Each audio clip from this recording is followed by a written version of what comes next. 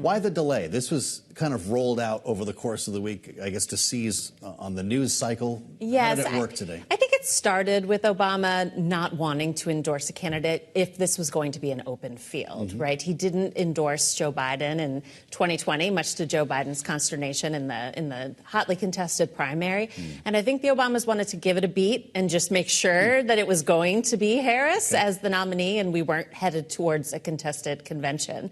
And then as the week went on, I think it was just, one huge news cycle after the next, And they certainly, as we can see in that video, they wanted their endorsement to make to make an impact. Sure. And that's what they did this Interesting morning. mechanism with the phone call. We don't actually see them talking to her. Yeah. It's kind of a new wrinkle for a presidential campaign. If you remember back from the 2020 cycle, there was a similar scene that played out when Joe Biden called to ask her. She was out for a jog and called to ask her for to be his running mate. So that's good recall. So maybe we're playing the greatest hits here for Kamala Harris. I guess so. Everything about this rollout, they're so compressed.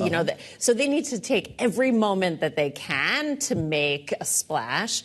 And this was just yet another way, certainly much more so than just a tweet or an email. We're getting so used to that. I mean, my goodness, Joe Biden dropped out of the race on letterhead. We didn't see him until several days went by. So now one of the next big tasks will be choosing a running mate. Of course, Megan, we know that vetting is underway, and we keep seeing short lists that seem to get a little bit longer each time, which gives you a sense of where we might be in the cycle. One of the names that's being bandied about is Senator Mark Kelly. And I bring this up because you have a particular specialty when it comes to Congress. Would a Kamala Harris administration really want to dislodge a senator from Arizona with such tight margins right now? Well, they would be able to because the Democratic governor would appoint, presumably, a Democrat to replace Mark Kelly were he to be the vice president. Until 2026, and then there would be a special election at that time. Arizona has been trending more and more blue. We'll see what happens, with this election cycle. But there certainly would be room. They wouldn't be taking a risk, at least in the short term. And he brings a lot. He would bring a lot to the ticket. It's quite a story that she would have to tell with him. Absolutely. And look, I'm just grabbing one out of the pile here. If you were with us on Bloomberg TV, you see the 6 that are being bandied about. It seems that Governor Shapiro is kind of leading the pack right now. Is that safe to say? I would say he's certainly up there, given all the scuttlebutt we're hearing and everyone else.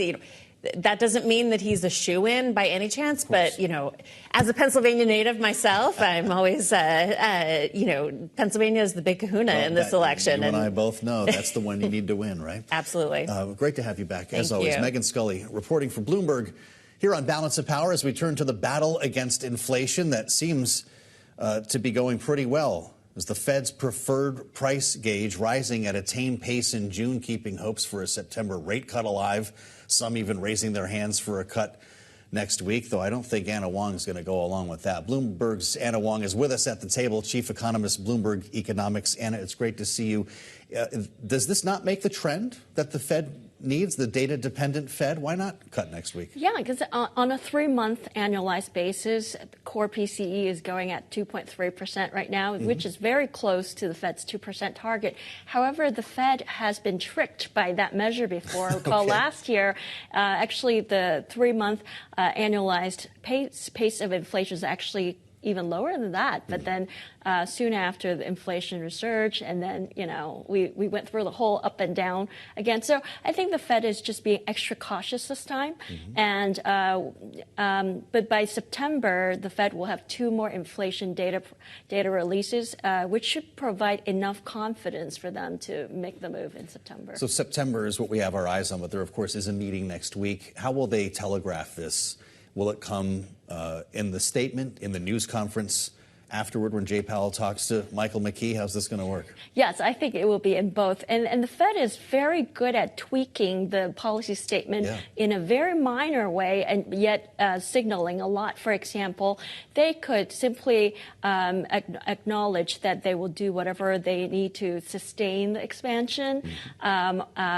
In projecting the future path of Fed funds rate, they acknowledge some uncertainty And as long as they acknowledge some uncertainty or they talk about a subtle change in their assessment of the risks, balance of risks, yes, I think those are all subtle hints that would sound more dovish to the people who monitor the Fed language very. Of course, the jobs report comes after the Fed meeting next week.